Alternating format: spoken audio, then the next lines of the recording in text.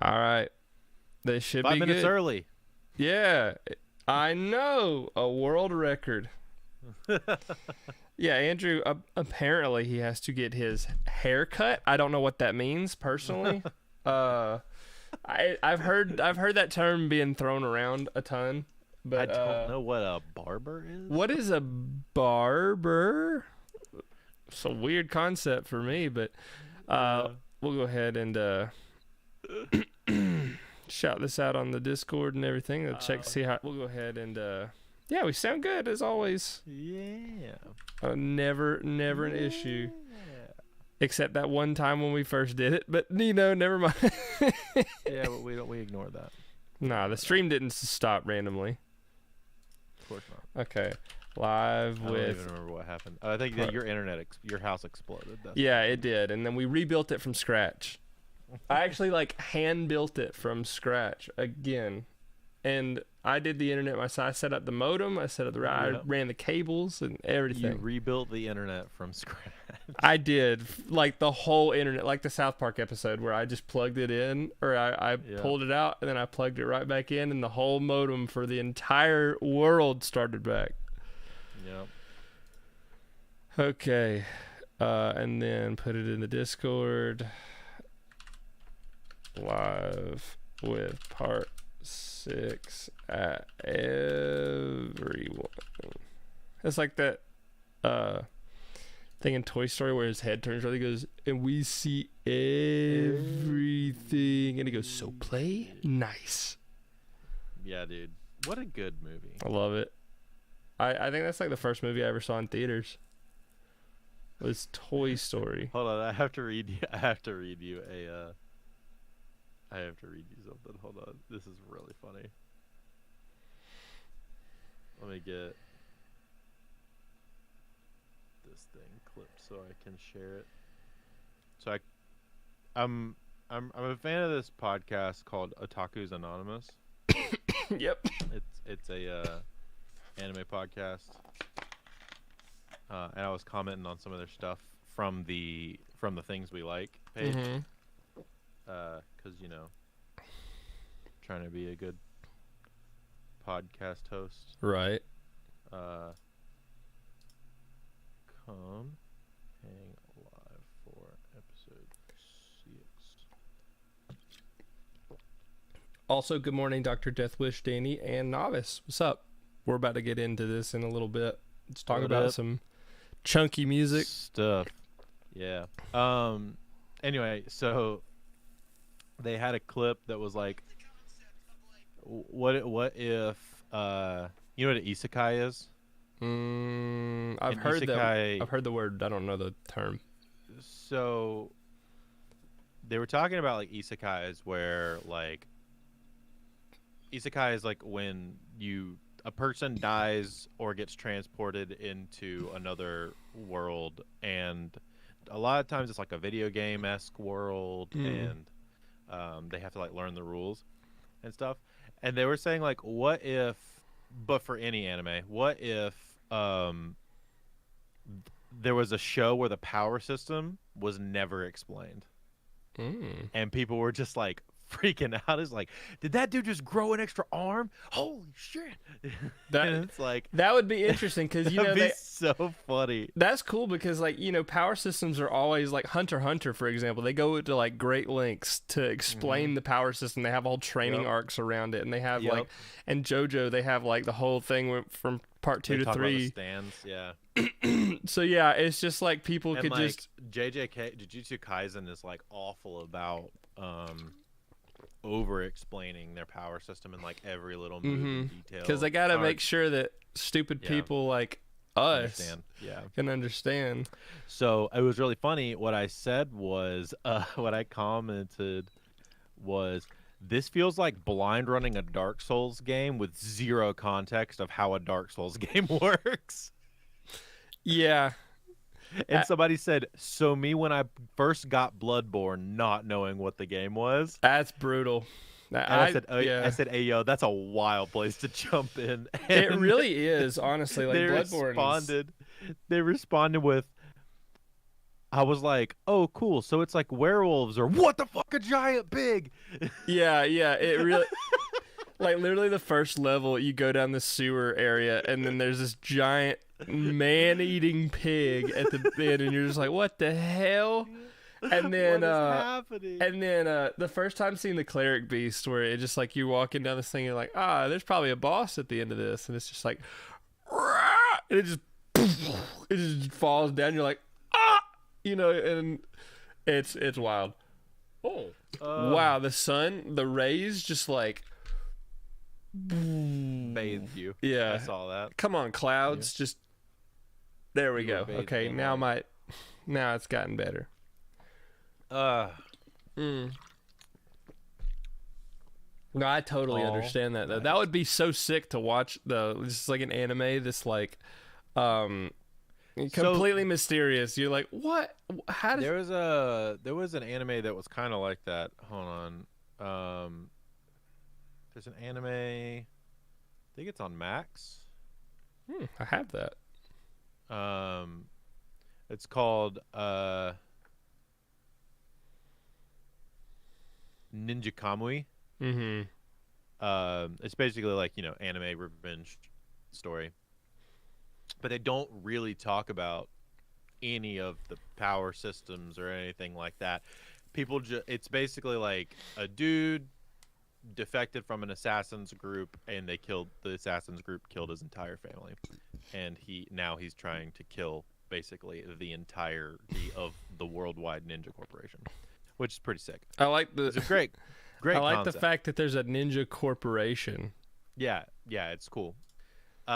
So yeah, it's a cool premise, but they don't explain like why some of the ninjas are doing stuff other than the fact of, that's their special ability. And so they will just run into room, make a bunch of hand signals, and then a dude will grow 3 arms, and they're just like, they accept it and then just start fighting. Amazing. That's great. I had to respond to I did a raid ad for Nexus. Shout out to Nexus. Oh yeah? Sweet guy. Love him. And then I like to pick those up every now and then. It's cool because it's like, Raid Shadow Legends is like I mean, it's a huge game. And I like the fact that I've done a couple raid ads. I can say that in my lifetime that I've made raid ads, which are awesome. Yeah. And I appreciate that. I need to before we start I need to close this. This sun is really it's sunny today. I know we're in different states, but it is pretty sunny today. Let me pull this back up.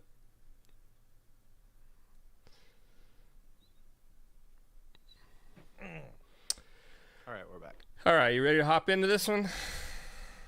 Yep. Okay. All right, thumbs up, thumbs up. You know what I mean? Ready? Tell me when. Okay, 3, 2, 1. Happy Monday, everyone, and welcome to the Things We Like podcast with Andrew and Brooks. I'm Andrew, and over here with me is Brooks. Unfortunately, I am here, but Andrew's Brooks, here. How are we doing? I'm all right. Not bad. I got my whole not sponsored by Smart Water. You got your coffee in your like futuristic mug. I've been meaning to make throat coat for like a week, and I still haven't because I've just been focused on a million other things. But I'm okay. Brooks still has his cough. I know it'll last for another. My voice sounds cool though. I really have been enjoying how my voice sounds. It's like more of a radio voice. Yeah. It's like that SpongeBob episode where he goes. Yeah. It's so funny. That's the Long Tan and Handsome episode specifically. I think so. Yeah. But today we're talking about heavy music. The music that our parents hate. So yeah. I think to start out, let's define heavy music and then also talk about like our history. So like heavy music, what we're going to be talking about specifically with heavy music is like heavier metal, maybe even heavy rock. I would Mhm. also kind of lean into that a little bit, and then like metalcore, and then we're gonna get into the genre specifics here, but like Yeah, yeah, yeah. deathcore and death metal and things like that. So things with a lot of screaming. Yeah. Sometimes they have some singing, and they are generally played with like down-tuned guitars. That's a And it's perfect way like to put it. It's like down tuning, screaming, or just a really high tempo. Like it's one of the three, usually two of the three. Yeah. It doesn't, like you said, it doesn't have to necessarily be metal. It could be harder Yeah. rock. It could be different. Sure. Also, Ryan just hit us with the whatever, dude. Ryan So love whatever, dude. I love him. Whatever, I love dude. him. I love Whatever, you dude. regardless, Ryan. But Whatever, you know, dude. whatever, dude. Ryan tuned some Whatever. vocals for me the other day, and he did a great job on it. I just wanted to shout him out. Shout out Say to he did a Ryan. He's fantastic amazing. job. But anyways, so how do you want to hop into this one? I texted Andrew Yeah. like 2 days ago because I've been actually listening to a lot more heavy music because I've been adding it to the our like overall things we like playlist, and I've been listening Yeah. to that and like adding stuff that I used to grow up with, and I was like, man, I need to add some of the more metal and metalcore influences that I had to this playlist, and we both, well, I mean, we both I grew mean, up I can in it. start. Yeah, I can start you with need to my start. general. Yeah, Because I have a longer history with Andrew this. definitely has the longer history of this. I have a small bit, but like I got into it later. So Andrew, you start us off. You couldn't tell by my black shirt, swoopy hair, and love of all things anime. So my thing was I really got into heavier music probably in like middle school ish for me, and that was like first bigger heavy records I started getting into were like As Cities Burn. They were one of my favorite records of all time. We talked about that in the favorite records, or favorite albums, or favorite bands episode that we did. But they were one of my first heavy records with like screaming and stuff on it. And then there was a couple other bands like Demon Hunter, who was essentially like Slipknot, kind of. They were like Christian Slipknot. I have heard of Demon Hunter. They're pretty good, actually. They're actually really cool. Yeah, they started doing the whole the Slipknot like thrash thing, and then kind of built their own sound. It was really cool. I enjoyed it. But then you kind of like graduate into other stuff. And so when I was like starting bands and stuff in high school, like I started learning guitar and bass and like kind of learning what songwriting was like. So I started wanting to join bands and things. The first band, we're going to talk about all the bands that Andrew were in today. Yeah. We're going to get into some nerd stuff. I was in one band. I don't remember what it was called. I remember the initials being TFP because we had a logo that with a big P on it or something. And Big P. I love it. Big P. And that's what it should have been. But it was like a that's what it should have been. Yeah. It was like a confused heavier rock, so I wasn't sure what we wanted to do then, and that didn't last very long. You know, that's like that first band syndrome that lasts a week and then dies out. And then you know, I'm in high school. This is like I'm gonna date myself, but this is like 2007 or 8 at this point. I'm in my like sophomore junior year in high school, and I'm starting to like be over with high school and thinking about stuff I want to do in the future. And I was like, I'm gonna join a band. So I started trying to join a band, and I joined a band with my friend Jordan and his friend Cam, and I remember the band's name. It was called My Red Heaven. Nice. Yeah, and gotta have those 3 words, you know. Yeah, and it basically sounded like Kill Switch Engage, which was honestly kind of rad. I kind of like My Red Heaven. That's kind of cool. Yeah, it was really stupid, honestly. But we played with a bunch of other bands that were local, and this was like the local scene in South Carolina was actually doing pretty well, and they were very into the.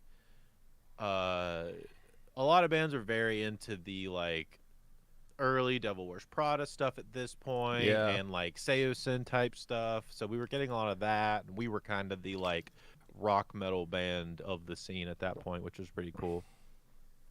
Yeah, and it's got to have the heaven in it because it's a Christian band. Thank God. Thank God. So then I finished high school, kind of went done with all that stuff, and wasn't in a band again until after college. So I did college for a couple years and then dropped out because I was like, I don't want to teach and I want to just do music stuff. So I started touring a lot and started doing that stuff. And I joined a small band with some mutuals at a time because, you know, I was dating my now wife at the time, but, you know, it was like super early on in our relationship. And I was like, I want to do something for fun. You know, coming back around the loving heavy music again at this point in my life. And so I was like, oh, I want to join a band. So I joined a band called Sarah, who I'm still friends with a lot of those guys at you know, now we're super good friends. I'm going to our vocalist's birthday party next week. Which is pretty cool. Sarah spelled Acera, which the reason they called it that is because it's Spanish for sidewalk. And they were thinking of what is the most random word, and then let's look honestly it up cool. Look it up in other languages, and that's going to be the band That's name. cool. Yeah. I like that. It's Spanish for sidewalk, so it has no like bearing at all. But yeah, and then we were like a Fit for a King kind of metalcore with singing thing, and so we had a screamer, a couple guitarists, went through some member changes. I always sang. Because I was the only one that could sing. Mm-hmm. And then, you know, we did that for a while. So I played like the heavy rock stuff and then the metalcore stuff. And then after that, I joined the band I'm currently in, which is Harm. Love Harm. Yeah, Harm is awesome. So Harm is like a post-hardcore band. The story there is I was getting into doing a lot of post-production work. I had started kind of doing studio work part-time at this point. And I was looking for some bands. I was like, I really want to work with like an Under Oath kind of band. So I started looking up like Under Oathy kind of post-hardcore bands, and then I found this band called Harm. And me and Andrew Clower had known each other for a really long time, from like a worship side of things. Whenever his old church and we had mutuals and stuff, and we had hung out some while I was in college doing the traveling musician thing. Yeah. And so he and I connected there, and so I saw he was on Facebook, and I'd known about his band, and he posted, hey, I'm looking for somebody to do some like synth work on this EP that we're working on. And I was like, hey, I'll do it. They paid me for it, and then I really liked working on it, and they were like, hey, do you just want to like join? And I was like, sure. Hey, we'll just put you in here. You know. But they've been really chill with like they all live in North Carolina, in like Greensboro and Charlotte and Raleigh Durham area, so kind of spread across North Carolina. Yeah. But I live in South Carolina. I live like 3 hours away from them. Yep. So they've been cool with me. Just like I was more involved in the beginning. Then I kind of got married and had a kid, and so that kind of stopped me being. You know, to get past all involved. The logistics, you know. Yeah, exactly. Kind of shoots my driving time.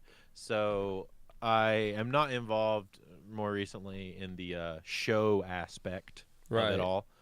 But yeah, I mean it's been fun. I'm still helping them produce stuff, and yeah, I've seen you guys live multiple times. I love Andy and Billy and everybody associated with that band. They're amazing.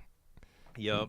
Ian was in the band for a stint of time for a couple years. Yeah, I haven't seen Winston or Ernest in a long time either. So, yeah, those are great dudes. They're good, great people. Love them. So, yeah, so that's kind of been I've kind of done the hard rock thing. I've done like the metalcore, deathcore thing. And then, like more recently, I've done like the post-hardcore, like more singing than screaming, kind of blended stuff. And then Mm-hmm. that's been my history with it. And like, I've kind of listened to all of it and grown and Yeah, enjoyed music. And I produce a lot of that stuff as well. that's Like, I true. produce Yeah. a lot of heavy bands and I produce a lot of like metalcore stuff. Mm-hmm. A band called Discoveries that's really heavy from North Carolina that I've produced for. Obviously, I produce a lot of Harm stuff. Uh, I produced for this band called Long Suffering. They're a newer band, and they've been really cool. And yeah, and that all that stuff has been really fun to just like. It's gotten me other work, which has been super fun. Yeah, But yeah. it's also gotten me like into other different types of music because I've had like learn it to mix it and produce Yeah, it and of stuff, course. so. Yeah. And it like So, yeah. it builds your producing chops too, to have to, cuz you For do a sure. lot of hip hop stuff too, and then you go from Mhm. hip hop to to like heavier stuff is like, apples and Pretty- grapes. Hard left turn there. Yeah. But So what about you, Brooksy? so for me, I was a late bloomer to the music scene. I didn't meet you and like Ian and all the guys until like at least 2020. Cuz Big Gig 2020 was when, well, if you guys are unfamiliar, Big Gig is a little thing that we have here in the Atlanta scene. It's Ian's baby, so it's like Ian's kind of event type deal. Mhm. I help with it too. Yeah, So, and Andrew's always been a Joe. part of like Joe Warren. Yeah. Andrew's always been a part of like the band called Love lore, and he always will be. But so that's when I got into the music scene. But when it comes to heavy music in general, like I grew up super like sheltered Christian kid. Like the first time I had ever heard anything remotely heavy was I used to ride the bus to school, and there's this kid that sat next to me. He was like, he was a few years older than me, and he would always like sleep on the way to school. And there were times where he would give me his MP3 player just because he was just nice, or just to like, Yeah. because he was like, just leave me alone, And then Yeah. that was the first time that I'd really listened to bands like 3 Days Grace. Like I remember Yeah. 3 Days Grace being one of the bands that was like, oh, it was like stuff like Animal I've Become and stuff like that, Mhm. like Home. It was a lot of stuff from Yeah. the first record. And then because I grew up listening to like Christian radio, and like the first time I'd ever heard like rock music was like a classic rock station, and we grew up on Yeah. that. But the first time I heard anything that was like even remotely heavy was like then, and I was like, oh, because there was like that, and then I heard Green Day for the first time. And then and Green Day's not technically heavy, but it's guitar like the American sheltered Christian kids. it's Yeah, we're probably like, the heaviest thing what? you've ever Like, heard. it was American Idiot too, so it was like it was that era of Green Day that I heard. And then fast forward to like later on in my life, my best friend Dylan, like we grew up listening to like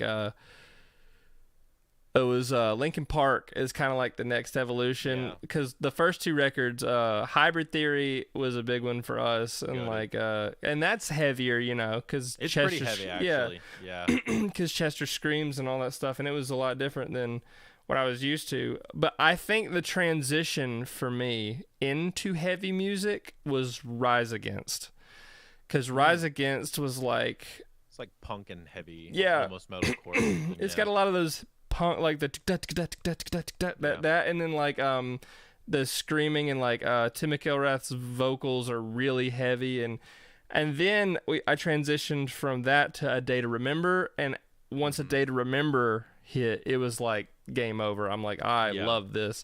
And we had a friend who I still love him so much to this day. His name's Grayson. He was in a band called it was High Thread Count at first, and then Under the Weather. So he was in a hardcore band, and I went to see him at, I don't know if you've ever been to Swayze's in the Atlanta area. Yeah, I know where it is. So Swayze, that's like one of the first venues that I ever went to watch them play. And they actually, Funeral Portrait, right? A local Atlanta band. They used to be Cosmoscope. And I saw them in a Methodist basement near where I grew up, you know, and that was Dude, crazy because like the Lee Jennings, the singer, I yeah. saw him later when he was in the funeral portrait, and I went up to him at a show, and I was like, hey, I remember you, and you were in Cosmoscope playing with like Under the Weather, and he was like, yo, no way, and it was great. It was a great little moment for us. So then, I love Lee. yeah, Lee's great, and then it pretty much evolved after that, and like through Dylan and like through our friends, we listened to more heavier stuff. That's when I got into, and we'll get into the recommendations later, but that's sort of my back. I never was in a hardcore band. I wasn't ready to be in bands, you know. Like I learned how to play from when I was like 11, but I didn't really start doing music professionally till I was at least 20. So like I had to take time to learn. So Yeah, no, that makes sense. Yeah, I wanna. Yeah, there's been a bunch of really cool bands, and I don't know. There's been eras. You kind of started with like it all used to sound really bad. I like when you go back to like like where I started is like early 2000s, mid 2000s, like the butt rock era stuff. almost. Well, it's like that, but then I like the metalcore back then sounded really bad. Like the production just wasn't there, and home studios were like just becoming a thing. That's true.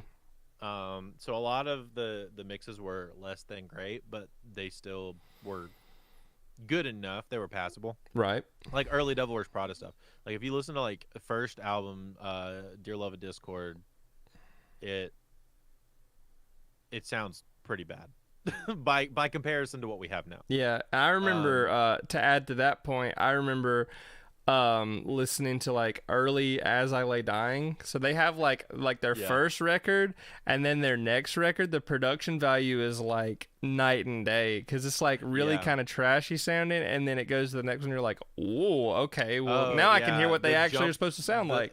The jump from the first record to Shadows of Security, which is the second record, was crazy. As I Lay Dying was another band actually for me that got me into like heavier music. But yeah, and then, I mean, you even have the jump from the first couple of like EPs and albums from Under Oath to like when they got signed and they started having production budgets put behind them. They started getting better and better and better. And anyway, then you had that. Then you had the techno era of like crabcore stuff. And, like, people getting into like synths for the first time, and that's like your Attack Attacks, like.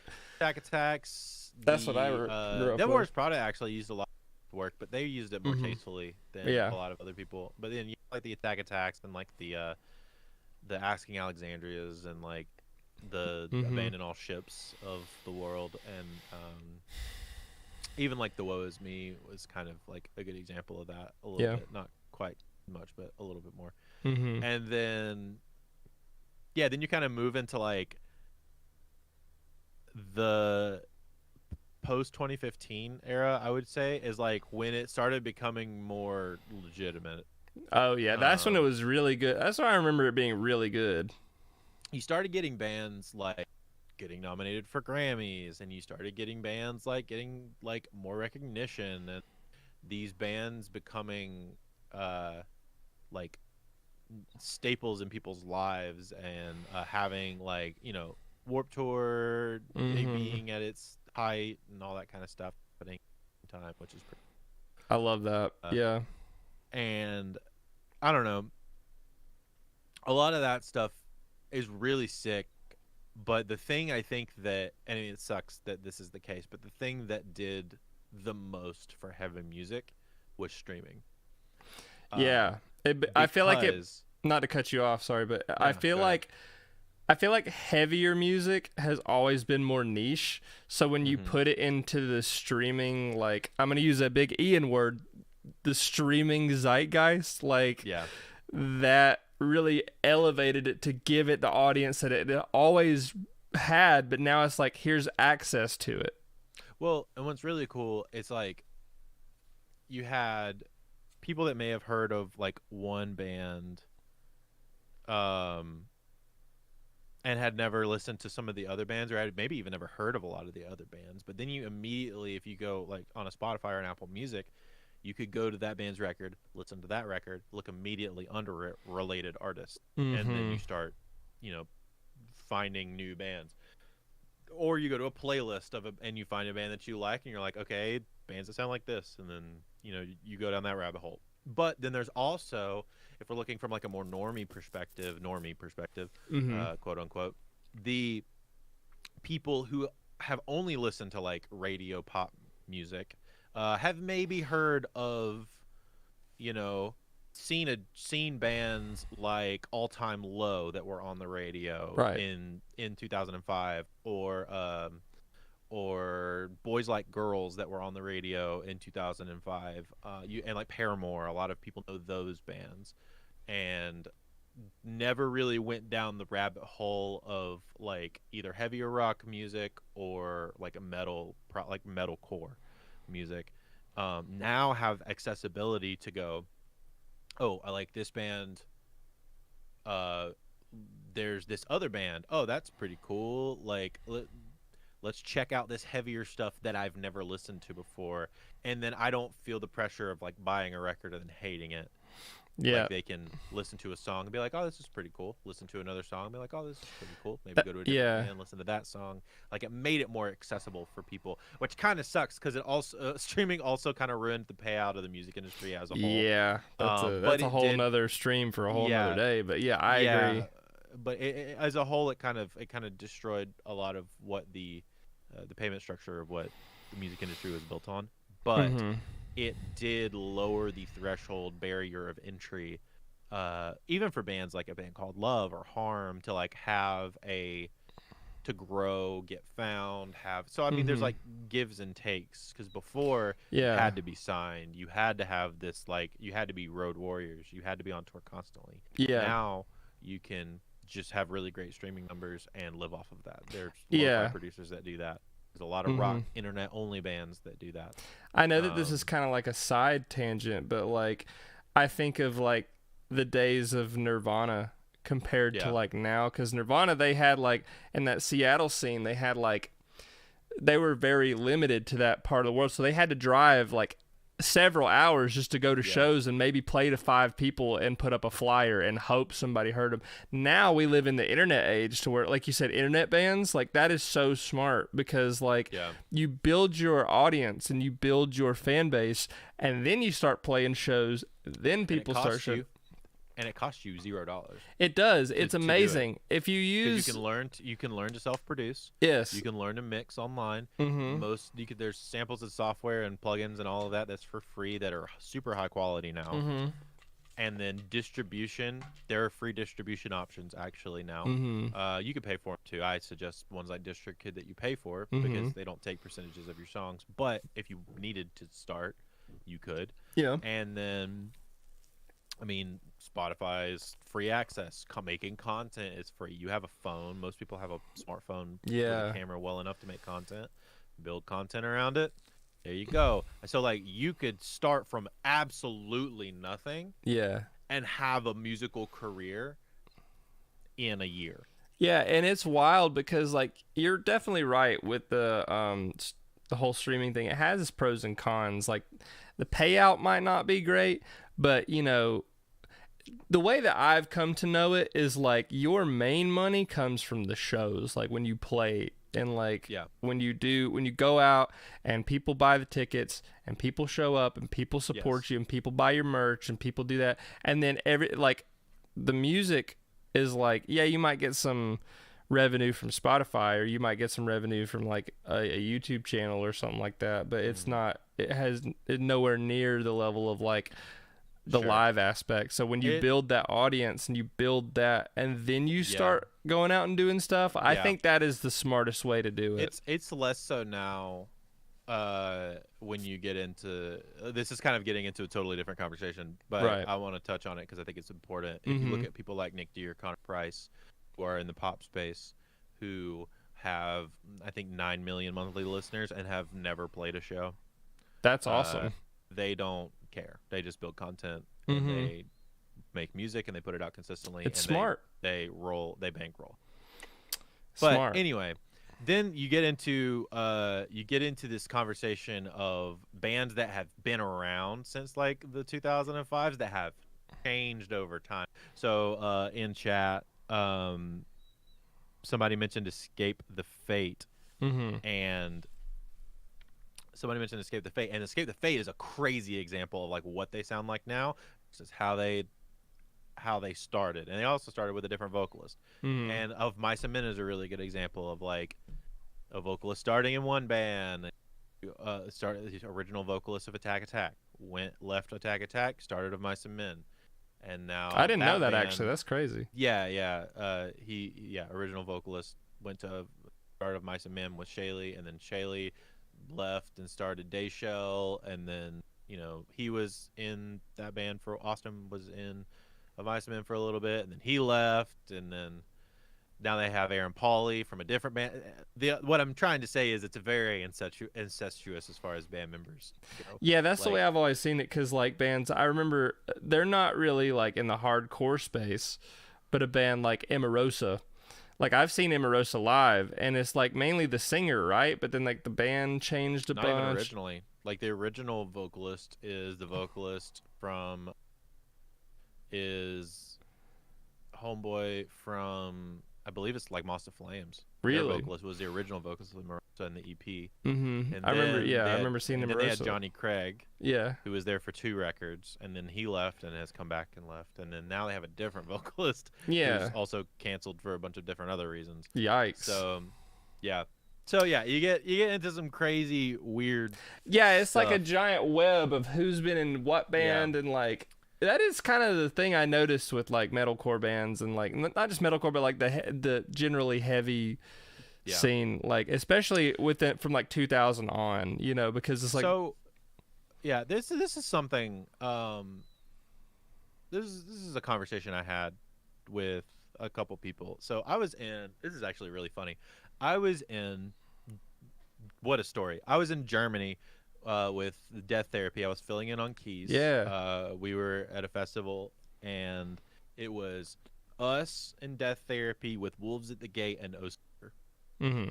And we were in a pub at 2 a.m. in Germany because our sleep schedules were all messed up from flying 8 hours from America to Germany. And so we were just having a chat, and there was a conversation about, at least at this time, and this was 2019, so there's some grain of salt to this, but there's not a band in the that's been out in the last, at least at this time, at 2019 there wasn't a band in the last 10 years that had grown to be a staple. The closest at that point had been Fit for a King, but like Knock Loose hadn't broke out yet, and even then they're not doing crazy numbers. Like they're big, but they're not arenas big. There's not really any bands in the metalcore scene that don't, and I will caveat this, that say aren't originally from like the mid 2000s or earlier scene, maybe even 2010s and earlier scene. So we'll say 10-year time period from 2010 to 2020 or 2020. There's not a band that either isn't originally from that era or doesn't have a member from a different band from that era. So like Beartooth would be a really great example of a band that's really, really big, but Caleb was originally in Attack Attack. That's true. Yeah. So that puts him in that. If you get so it's like that is kind of the there's not like a big band from falling in reverse. Ronnie Radke was originally in Escape the Fate. Right. So like that's from that era. You kind of get into that like web weavy. Yeah, so it's not like a Metallica type deal where it's like they were established and they had like, I mean, they've switched members, but they like Metallica is a staple of metal. So yes, exactly. But there's not like staples of metalcore or like this underlying genre that have nowadays. I would say that is different. Yeah. At the time when we were having this conversation, it hadn't happened in a really long time. Now I feel like Knocked Loose has maybe moved into that world, and even bands like Spirit Box have moved into that world. Yeah. Spirit Box actually falls into the category of having members for previous bands, because both Mike and Courtney were from I Wrestled a Bear Once. That's a cool name. So they were a pretty big kind of like thrashy band. Kind of getting into some semantics here, but if you look into those kind of bands, there's not like a bunch of massive bands that were from like that don't have a connection to the what I would call the quote unquote heyday of this kind of music. Which is sad because there's a lot of good younger bands that I think should be bigger and should have more notoriety. But what can you do? People like consistency. Yeah, I understand.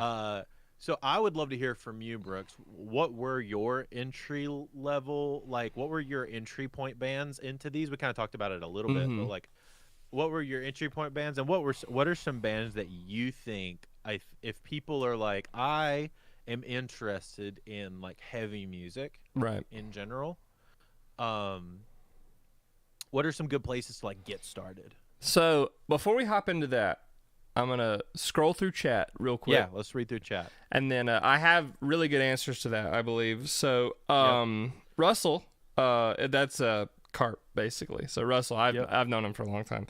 I got the podcast open at work. Thank God. Ryan says, love you guys. I'm ready to talk about heavy music. Yeah, Ryan has a lot of... Ryan Love. One of the sweetest men in the world. He's the singer of a band called Love. And... beautiful person. He also grew up in that scene, in that realm, you know. So he has a lot to say, and he's got a lot of experience with it. Y'all, you got all the guys in a band called Love have way more experience, like Blake and maybe Austin and I maybe are the only two that grew up a little different. But like I know Blake and Ian, especially Ian and you and Ryan and like like all you guys grew up in that world.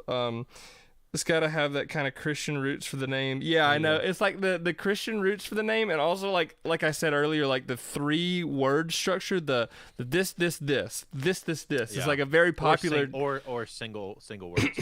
Yeah, exactly. And then like Ryan says active depression sounded amazing. It doesn't, Ryan.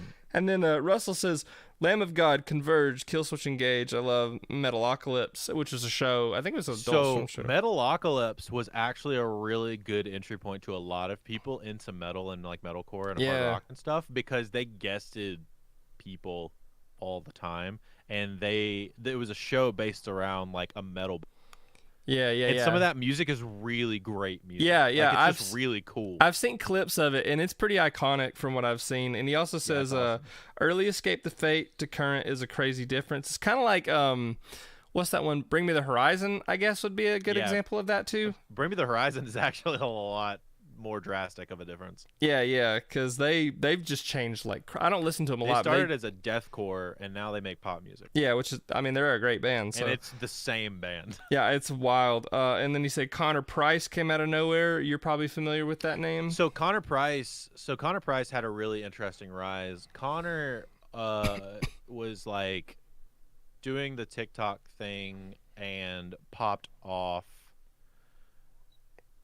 on TikTok making like hip hop music. He had a couple viral things go where he was doing like open verse challenges where he would like, rap. He wanted to be a rapper. Yeah. Some stuff. And he was previously an actor, full-time actor. Wow. So he's in episodes of like Law and Order. He's in episodes of I'm trying to think. He got shot in an episode of something. He's in a lot of like those kind of episodes of TV shows. And yeah. I think he was in Supernatural. He was in an episode of Supernatural too. Wow. Yeah, he was like a guest at an episode of Supernatural. It was cool.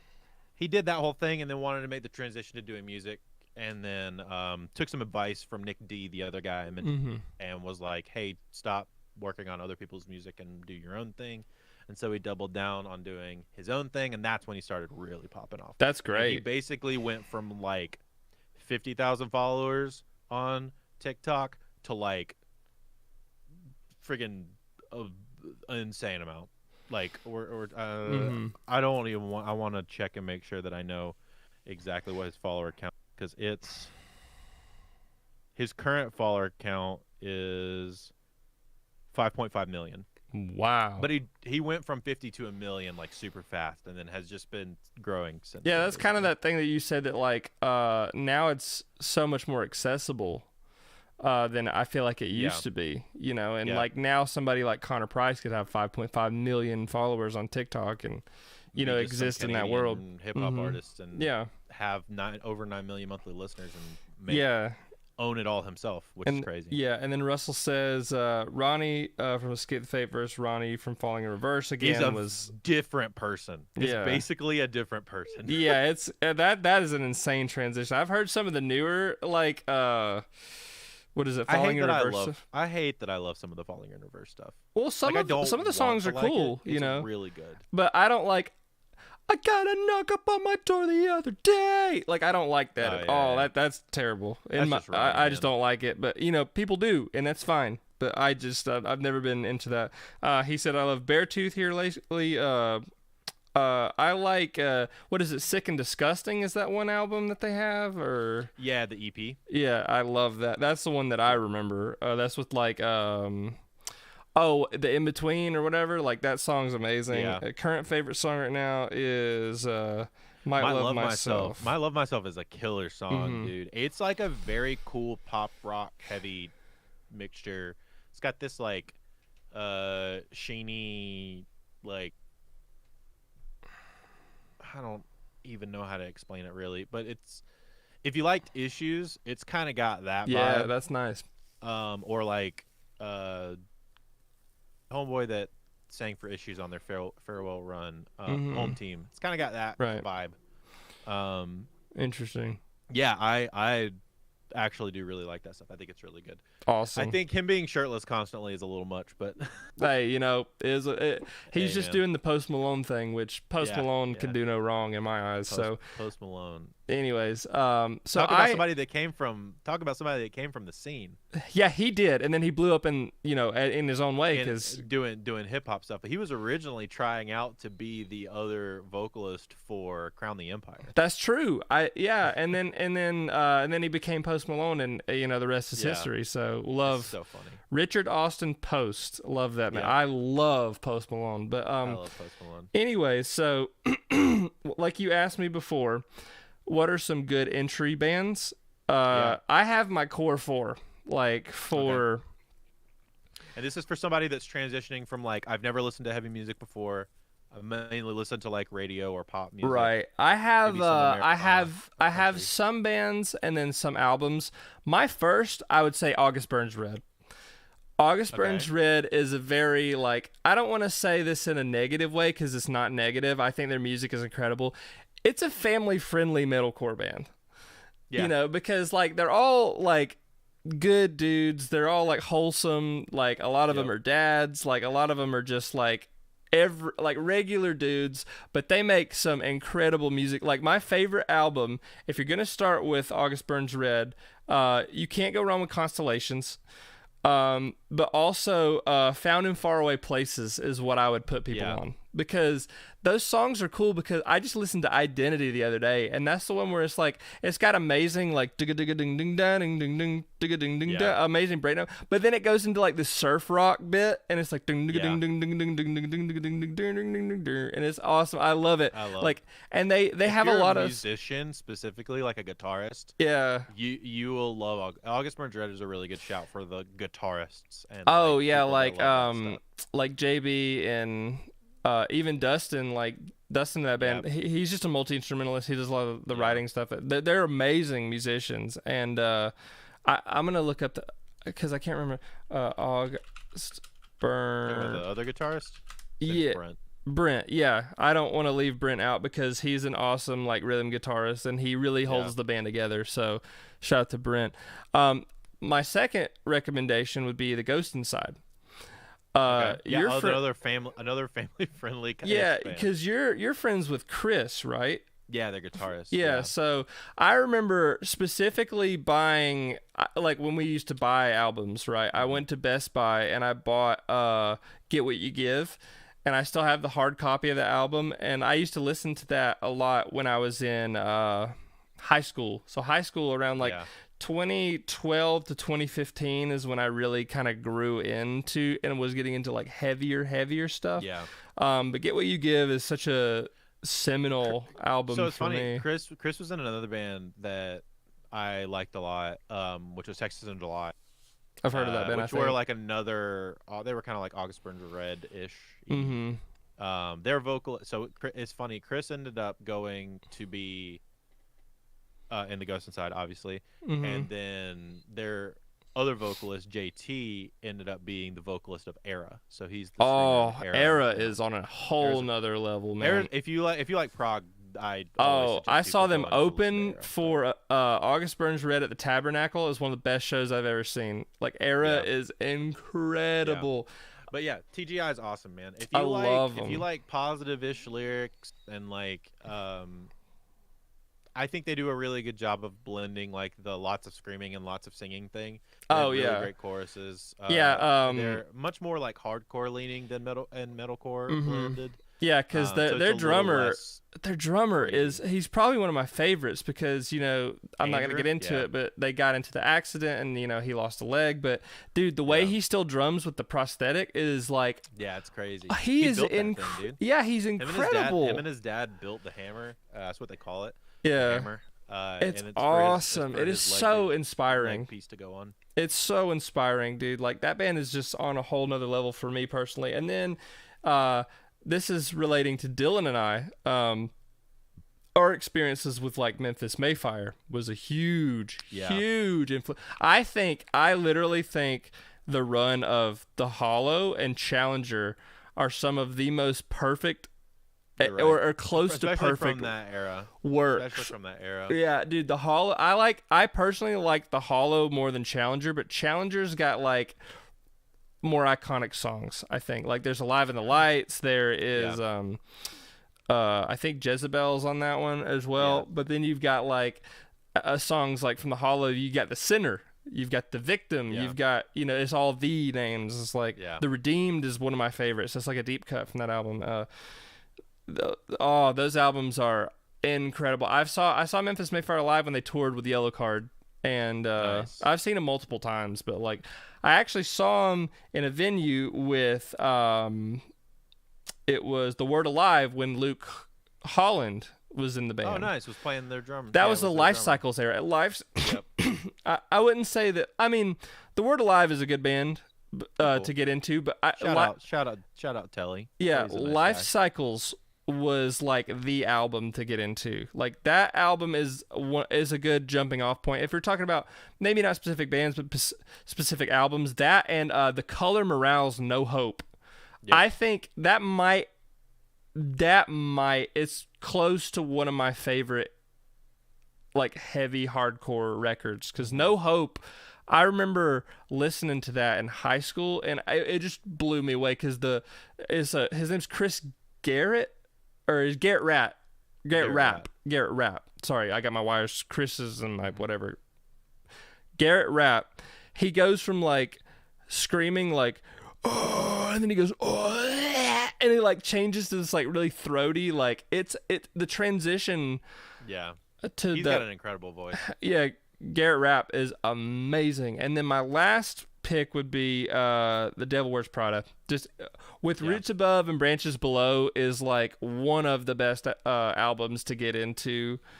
That one, I remember that album specifically was huge for me because like I think I borrowed it from Grayson actually. I borrowed that and Life Cycles from Grayson and then I gave it back to him. And I eventually just I fell in love with those albums, dude. Like and they have a song called Assistant to the Regional Manager, which is an Office reference. And I'm like, that record is so good. It's so great. Like, and it's in drop. It's in like, it's not, is it drop D? Or is it like, yeah. That one's all, that whole record I think is in drop D. Which is impressive because like I can't write in drop D to save my life. It sounds really heavy for drop D. I know, right? Like the it might be C, but I thought most of it was D. I think it was, yeah. Those are my picks. Like that's the those are great entry points. Those are good shouts. Before I do mine, I want to shout out Chloe. Happy Monday. Oh, Chloe's here. Oh yeah. Well, happy Monday, Chloe. Good to have our people I in know. chat today. Love Chloe. Good to have our people in chat. Absolutely. So I have a handful, and this is going to be for those people. Novice also said this in chat. I don't really like screaming in music, but I can tolerate it if I like the rest of the song.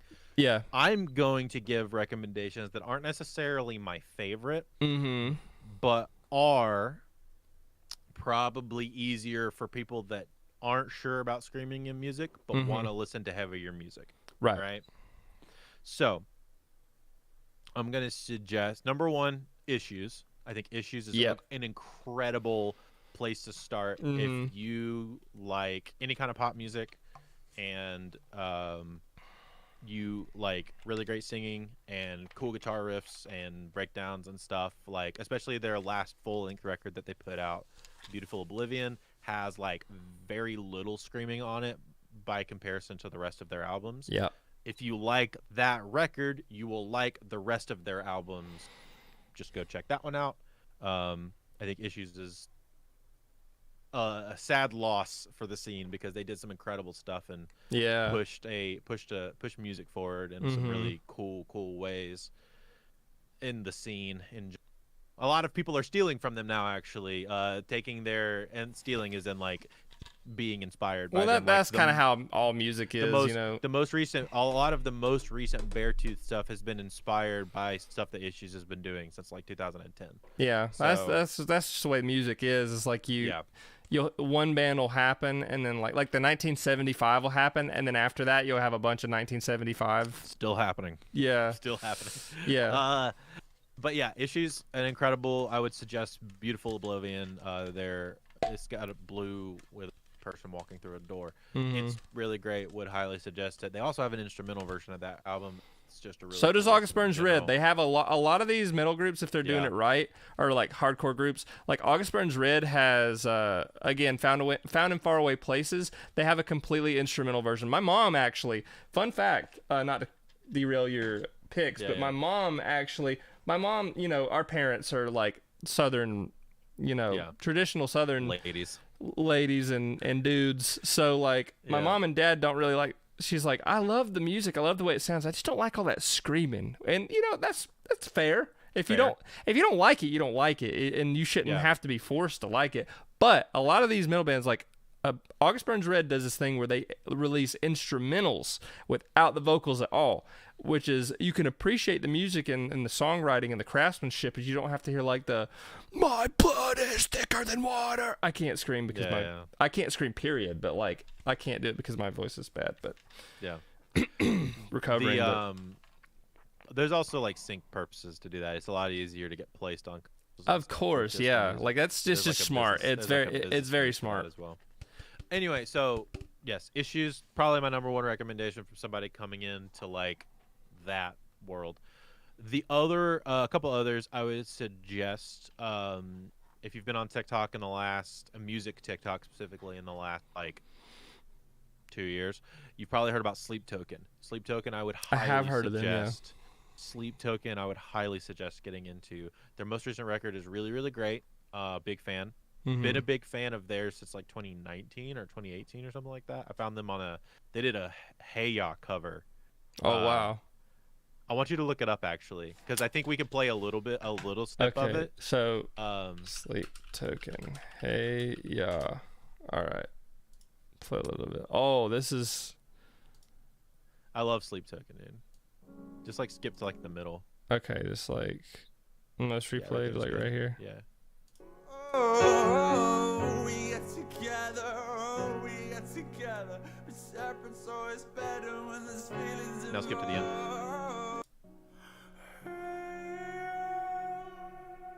Yeah, dude's voice is angelic.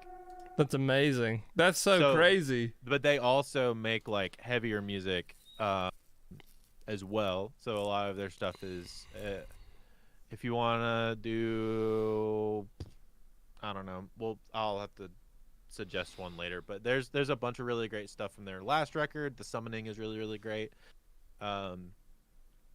They make some really cool pop-infused heavy music with a lot of really great singing. There is some screaming, but not nearly as much as some other bands you're going to find. I think Sleep Token is an incredible entry point into, and one of the greatest drummers also. Like, right. if you like groove, dude is a monster. That's great. His name's Two. Two is incredible. That's awesome. He's just a number. Yeah. That's sick. Or is it like TU? It's lowercase II. Oh, that's amazing. That's so sick. They do the whole like mask thing, and they don't show their thing, like a Slipknot-ish type beat. Yeah, or like kinda. Ghost is another good band. Except people know who Slipknot is. It's more like Ghost. Oh, okay. So it's more thematic. It's more theatrical. Yeah. Like it's super theatrical, but they play like poppy heavy music. It's super cool. But yeah, Sleep Token, fantastic band if you're trying to get into that world. Another really great instance of who would I be if I did not suggest Under Oath. Oh, right. That's the band. That's the band that I missed growing up, which sucks because like everyone I know, all my really close friends were like, dude, Under Oath was the thing, and like Seosin awesome. Too a little bit, but the Seosin's probably a little different. But Under Oath is the band that I missed.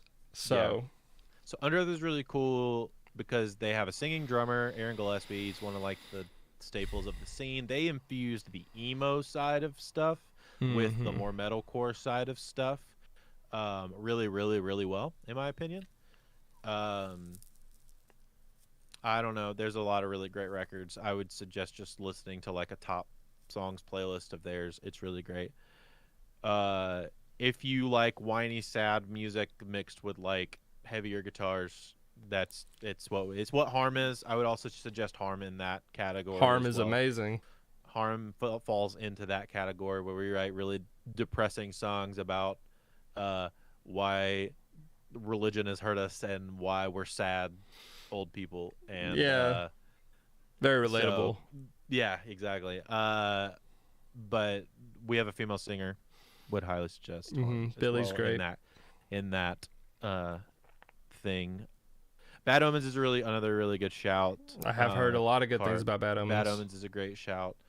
They've blown up really, really a lot in the last like couple of years. It was really funny. Me and Chris were talking about them actually because they self-produced their record that popped off, and it's really funny because right before they popped off, the Ghost Inside actually took them on a run with like it was like a Day to Remember. Think about this. This is crazy right now. Actually, it's a Day to Remember, the Ghost Inside, Beartooth, and Bad Omens. Oh, that would be an incredible show. It was crazy. But they do have an incredible show. I got two more for you. Number one for probably if you're like, oh, I really like female singers, Spirit Box. Spirit Box is also phenomenal. Spirit Box is awesome. Mike is one of the best riff writers in recent years I've ever heard. Also, sweethearts. I met them in Virginia at a festival that I was at with Heirloom. And, sweethearts. And Courtney, incredible vocalist all the way around. Can pull off anything live. She freaking high kicks. Like, she has so much fun on stage. You don't even have to listen. Just look up Spirit Box Live. You can mute it if you want. But them on stage is just so fun. That's what I like to do too. I like to be nuts on stage. Just like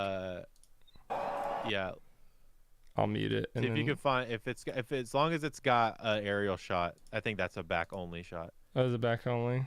Yeah, go back one. Maybe this one. That one. Yeah.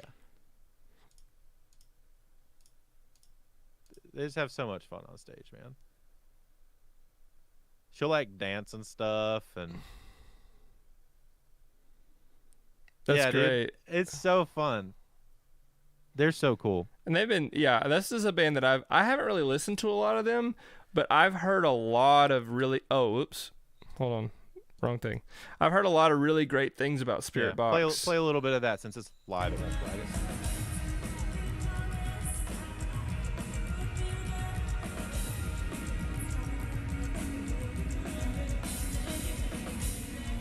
I know this isn't Yeah. really do it justice, but like, I mean, it's incredible that this is live, though. I think it's her screaming in a second. She also does all the screaming for their band. That's so they only awesome. have the one vocalist. Amazing. Yeah, so she's incredible. Would highly suggest that. They put out a record called Eternal Blue. Would suggest that one if you're looking for a place to start. The last one I would suggest, and this is probably one of my favorite bands in the last like couple of years. I've been a fan since like record 1, Dayseeker, man. Dayseeker's a freaking powerhouse. That's bro. one I've never heard. I'm gonna look them up. I've never heard of God. Dayseeker. Dayseeker, listen to Without Me. Yeah, that's a great one. Dude's voice, bro, is just like skip to about 3/4 of the way through. Sorry, not 3/4. Like the most replayed, maybe. Yeah.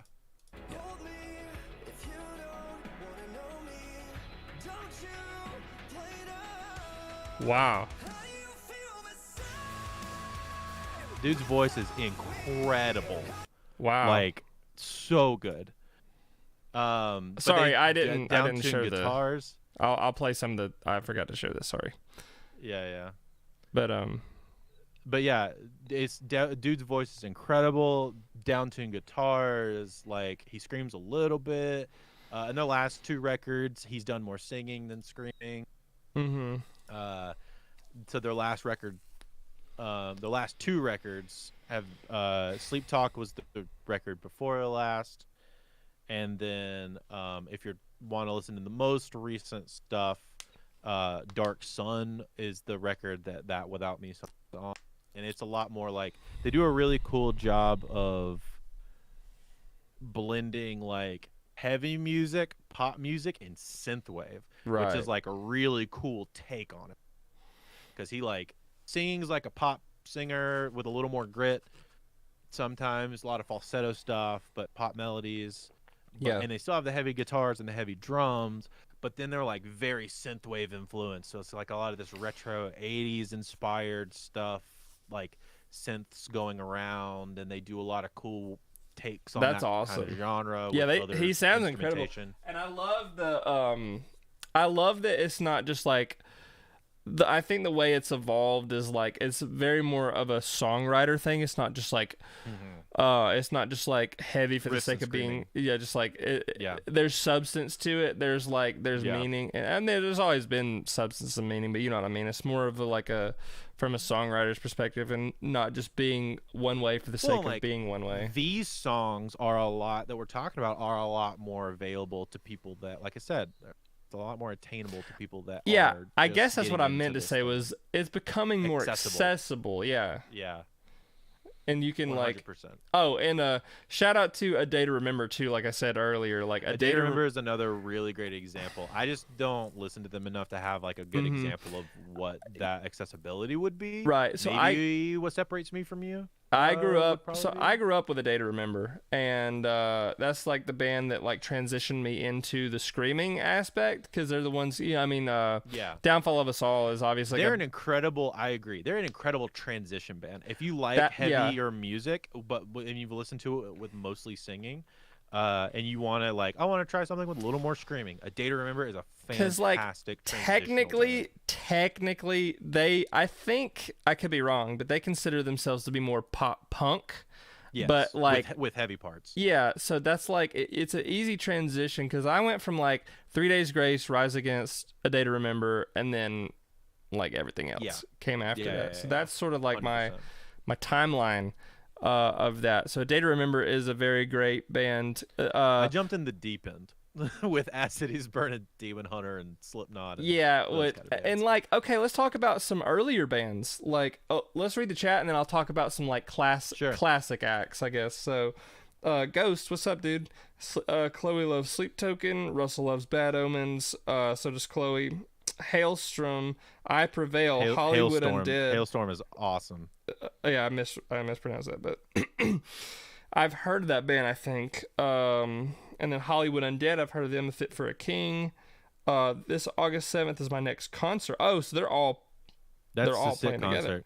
Oh, Shout out sweet. Fit for a King. So I love those. I love those boys. So Daniel that's in Fit used to be in a band with Jason from Death Therapy called Becoming the Archetype. Mhm. And then so I've played with them a bunch, and they are all sweethearts. Both Ryans are very, very, very awesome people. I met their old drummer in Pennsylvania before he left. Mhm. Their new drummer is very, very cool.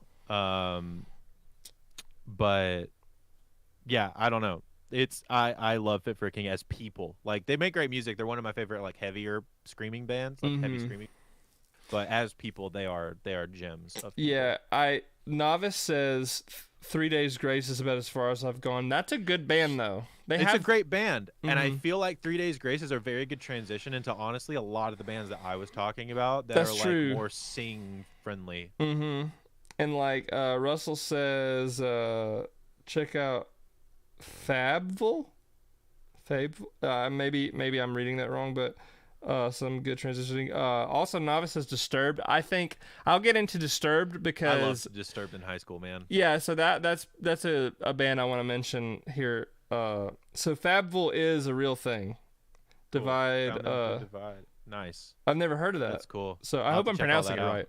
Also, Dr. Deathwish says I remember the Leonard Skinner days. Yeah, dude. That's actually what I grew up on. Like Same. my dad and my whole dad's side of the family were like musicians, and like I grew Yeah. up on that and like classic rock, and then I transitioned to harder rock. So it's all just like it all happens in a line, You like went you down go the from path. like, what you hear. I went from like Aaron Carter and like the Backstreet Yeah. Boys growing up, and then I heard classic rock like Leonard Skinner and like all these other bands, and then it just evolves from that. But Yeah.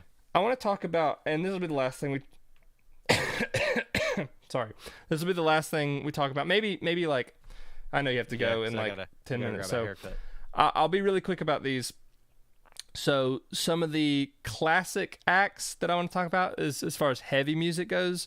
I'll just name them off really quick. Slipknot go for is it. great. Slipknot is like that's a heavy. It's more like it came out of like the rap rock Thrash. era, but Yeah. they combine so many different of thrash and like rap Would rock recommend and Iowa. Iowa Iowa's is probably one of the darkest good. albums, darkest, It's so heaviest good. albums I've ever heard. It's one of the best. I love Iowa. Incredible. Bands like Meshuggah's fucked up. Like there's no It's better way to wild. put it. Meshuggah is fucked up. most people have probably seen the Obscene cover of the dude with the Oh blood yeah, on his they've head. heard Bleed, but like if you Yeah. like prog metal, like that, they're like the prog metal band. If you're like, and maybe like Dream Theater too, but like Dream Theater is more like rock, maybe Prog rock, metal. yeah. But like Meshuggah is like their earlier stuff is like so far ahead of its time, it's insane. Yeah. And I would say Mastodon. Mastodon's another sleeper pick. I think Mastodon's an older band. If you like riffs, Oh yeah, Mastodon is the band, dude. They write such cool guitar parts. Yeah, dude. Mastodon's a great band. Going back a little further, obviously Metallica. You gotta throw Metallica in there. They're one of the like the how do I get into metal? OGs. Yeah, they're OGs for sure. There's bands like Slayer. Slayer's more of like your So they're the precursor to what became Slipknot. They're the thrash OGs, and Yeah. like they made it super popular. And then basically what Slipknot did is we're gonna modernize Slayer yeah. and That makes a lot of add sense. some rap vocals to it. And I mean, there are bands like screaming. there's bands like Anthrax, which I never really listened to. They're more of like an upbeat thrash metal. And Sure, then like yeah. I don't know much about them, but there's I mean, Iron Maiden's a great one. Megadeth is Sure. a great one. Yeah, those are all just like the classics. yeah, of, like, metal. And Yeah, then now you're getting into like more classic metal. yeah, that's more choices, of yeah. like your your classics. So that would be some of my picks for like your more classic. And then like Disturbed is another great one. Like Disturbed, Yeah. like some people don't like Disturbed, but like they have really catchy riffs. Like Indestructible.